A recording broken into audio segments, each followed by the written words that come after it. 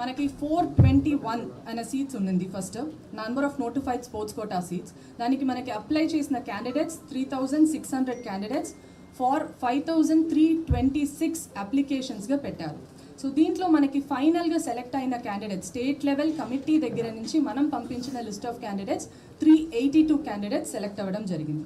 ఈ మొత్తం ప్రొసీజర్ కూడా మనకి 5th month of 2025 నుంచి 8th month of 2025 దాకా జరిగింది.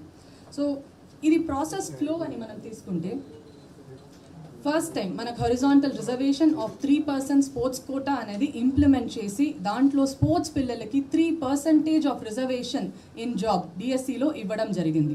దీనికి మనం 421 సీట్స్ ఆఫ్ స్పోర్ట్స్కి నోటిఫికేషన్ మెగా డిఎస్సి వచ్చిన తర్వాత స్పోర్ట్స్ డిఎస్సి నోటిఫికేషన్ అనేది కూడా పబ్లిష్ చేశాము.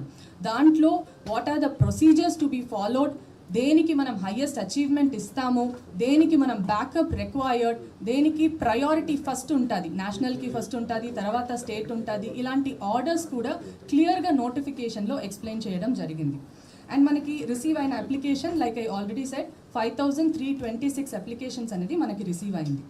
సో అప్లికేషన్ రిసీవ్ అయిన వెంటనే ఫస్ట్ స్క్రూటినీ కమిటీ అనేది ఫామ్ చేశాం. దీంట్లో ఒక మెయిన్ ఇంపార్టెంట్ పాయింట్, స్క్రూటినీ కమిటీలో both sports related and education related కూడా మనం మెంబర్స్ పెట్టాం. చాలా అలిగేషన్స్ రైజ్ చేశారు, టెట్ క్లియర్ చేయకుండా కూడా స్పోర్ట్స్ కోటాలో టీచర్స్కి జాబ్ ఇచ్చారనేది. అది కంప్లీట్లీ ఫాల్స్ అనేది మనం ఎస్టాబ్లిష్ చేయాలి. బికాస్ ప్రతి ఒక్క క్యాండిడేట్ అప్లికేషన్ వాళ్ళు అప్లై చేస్తున్నప్పుడే దాంట్లో టెట్ అనే కాలం ఉంది. వాళ్ళ ఏం స్కోర్ ఉన్నాయి అనేది టెట్లో ఆన్లైన్లోనే మనకి కనిపిస్తుంది. దాన్ని బేస్ చేసి ఈ అప్లికేషన్ని స్క్రూటినీ కమిటీ మళ్ళీ ఒక్కసారి వాళ్ళ ఎడ్యుకేషన్ క్వాలిఫికేషన్ కావచ్చు అండ్ టెట్ క్లియరింగ్ కావచ్చు, రెండు కూడా వెరిఫై చేయడం జరిగింది. దీంట్లో స్పోర్ట్స్ రిలేటెడ్ సర్టిఫికేట్స్ ఇనీషియల్గా scrutiny committee first round of verification అనేది చేయడం జరిగింది. దీని తర్వాత మనం ఫిజికల్ వెరిఫికేషన్ ఆఫ్ సర్టిఫికేట్స్ కూడా పిలిచాం. ఎందుకంటే ఆన్లైన్లో సర్టిఫికేట్ వాళ్ళు అప్లోడ్ చేస్తే కూడా ఫిజికల్ ఒక్కసారి ఆ సర్టిఫికేట్స్ని మళ్ళీ వెరిఫై చేయాలి అనేది కోసం 1:5లో మనం క్యాండిడేట్స్ని ఫిజికల్ వెరిఫికేషన్ ఆఫ్ సర్టిఫికేట్స్కి పిలిచాం. ఈ ఫిజికల్ వెరిఫికేషన్ అయిన తర్వాత ఆ సర్టిఫికేట్ ఇష్యూ చేస్తున్నది concerned association, concerned federation and concerned universities. వాళ్ళు ఎక్కడ ఆడారో, ఎవరు వాళ్ళని ఆడిపిస్తారో, that is association, federation and university. వాళ్ళ దగ్గర నుంచి వచ్చిన సర్టిఫికేట్కి మళ్ళీ as government as SAAP duty మేము దానికి జెన్యునిటీ తీసుకున్నాం. From the concerned association and the federations university దగ్గర పంపించి జెన్యునిటీ తీసుకోవడం అనేది జరిగింది. సో దీనికి స్క్రీనింగ్ కమిటీ కూడా ఉన్నారు. స్క్రూటినీ అయిన తర్వాత స్క్రీనింగ్ కమిటీ దీన్ని వెరిఫై చేసి ప్రతి ఒక్క అసోసియేషన్కి జెన్యునిటీ కోసం పంపించడం జరిగింది. ఇప్పుడు అసోసియేషన్ దగ్గర నుంచి మనకి Form 2 అని ఉంటుంది, ఫెడరేషన్స్ Form 4 అని ఉంటుంది. అది మాత్రం కాకుండా జెన్యునిటీ సర్టిఫికేట్ అనేది కూడా ప్రతి అసోసియేషన్ ఎవరు ఆ సర్టిఫికేట్ ఇష్యూ చేశారో వాళ్ళు సాప్కి అందించడం అనేది జరిగింది. ఆ జెన్యునిటీ అందిస్తే మాత్రమే క్యాండిడేట్స్కి మనం at least consideration for DSC job అనేది చేశాం.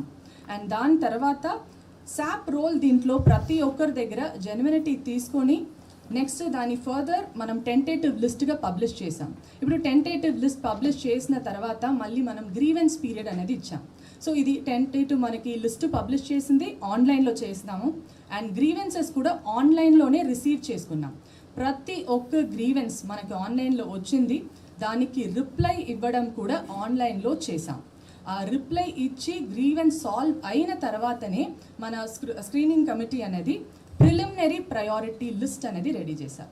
సో ఈ ప్రిలిమినరీ ప్రయారిటీ లిస్ట్ని ఫర్దర్ స్టేట్ లెవెల్ కమిటీకి అందించడం అనేది జరిగింది. స్టేట్ లెవెల్ కమిటీ లెవెల్లో మళ్ళీ ఒక్కసారి ఇక్కడ మనం ఫైనలైజ్ చేసిన ప్రతి ఒక్కటిని వెరిఫై చేసి అక్కడి నుంచి మనం ఎడ్యుకేషన్ డిపార్ట్మెంట్కి ఫైనల్ స్పోర్ట్స్ మెరిట్ లిస్ట్ అనేది ఇవ్వడం జరిగింది. దీంట్లో నేను మళ్ళీ ఒకసారి I want to emphasise the point, certificates candidates తీసుకుని వస్తే కూడా వాళ్ళు దాంట్లో ఒక సెల్ఫ్ డిక్లరేషన్ అఫిడవిట్ అనేది క్యాండిడేట్ నేను ఈ గేమ్ ఈ సంవత్సరం ఇక్కడ ఆడాను, so and so is my merit అనేది పెడితే కూడా మనం కన్సర్న్డ్ అసోసియేషన్, ఫెడరేషన్ అండ్ వాళ్ళ దగ్గర ఖచ్చితంగా జెన్యునిటీ తీసుకోవడం జరిగింది. ఎందుకు ఇది ఇంపార్టెంట్ మనకి? బికాస్ ఒక అసోసియేషన్ మనం ఎలా వాళ్ళు రికగ్నైజ్ అని తెలుసుకుంటామంటే మన సాప్లో గుర్తింపు, అది మాత్రం కాకుండా సెంట్రల్ లెవెల్లో ఫెడరేషన్ అని ఉంటుంది. ఆ ఫెడరేషన్కి కన్సర్న్డ్ అసోసియేషన్ అఫిలియేట్ అయ్యి ఉండాలి. ఇది ఎందుకు ఇంపార్టెంట్ అంటే ఇప్పుడు మన ఇండియన్ టీమ్ ఒలింపిక్స్ వెళ్తున్నారు, ఏషియన్ వెళ్తున్నారు. మన గవర్నమెంట్